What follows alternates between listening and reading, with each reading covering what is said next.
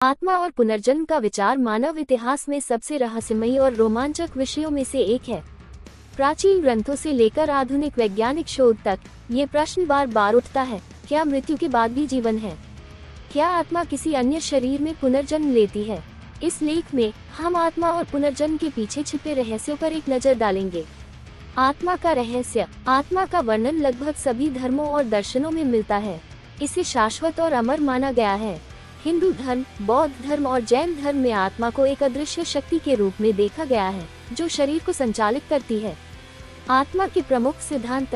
1. शाश्वत अस्तित्व। आत्मा न तो जन्म लेती है, न मरती है, ये केवल शरीर बदलती है। 2. माया और मोह। आत्मा का उद्देश्य शरीर और भौतिक इच्छाओं से परे जाकर मोक्ष प्राप्त करना है। 3.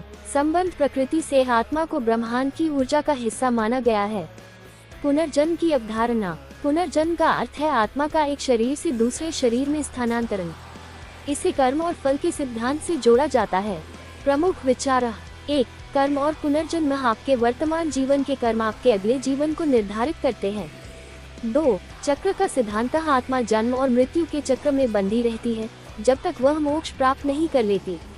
3. यादें और संकेतक। कई बार बच्चों या वयस्कों के जीवन में ऐसी घटनाएं होती हैं जो उनके पिछले जन्म के अनुभवों से मेल खाती हैं। पुनर्जन्म की रहस्यमयी घटनाएं। दुनिया भर में पुनर्जन्म से जुड़ी कई घटनाएं दर्ज की गई हैं। कुछ प्रमुख उदाहरण।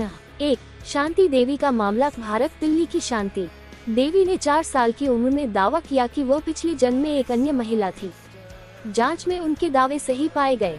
2. James Leininger, America. एक छोटे बच्चे ने वर्ल्ड वॉर 2 पायलट के रूप में अपने पिछले जन्म की घटनाओं का विस्तार से वर्णन किया, जिसे बाद में सत्यापित किया गया। वैज्ञानिक दृष्टिकोण। पुनर्जन्म का विषय केवल धार्मिक और दार्शनिक नहीं, बल्कि वैज्ञानिक जांच का भी विषय है। कई वैज्ञानिकों और शोधकर्ताओं ने इस पर अध्ययन किया है। डॉक्टर इयान स्टीवेंसन का शोध। डॉक्टर स्टीवेंसन ने 3000 से अधिक बच्चों के मामलों का अध्ययन किया, जिन्होंने अपने पिछले जन्मों के अनुभव बताए। उन्होंने पाया कि कई मामलों में बच्चों के बताए विवरण वास्तविक घटनाओं से मेल खाते थे।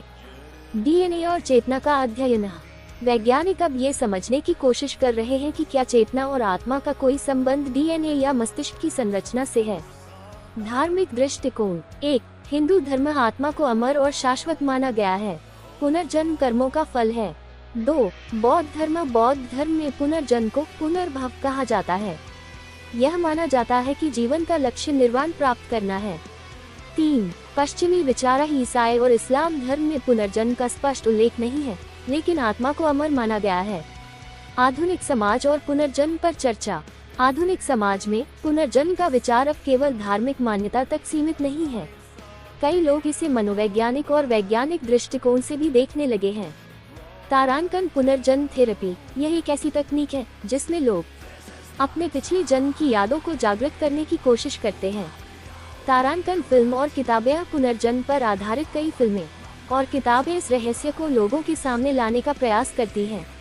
क्या आत्मा और पुनर्जन्म का रहस्य सुलझ सकता है? आत्मा और पुनर्जन्म का रहस्य शायद पूरी तरह से कभी न सुलझे। ये हमारे जीवन के सबसे गहरे प्रश्नों में से एक है।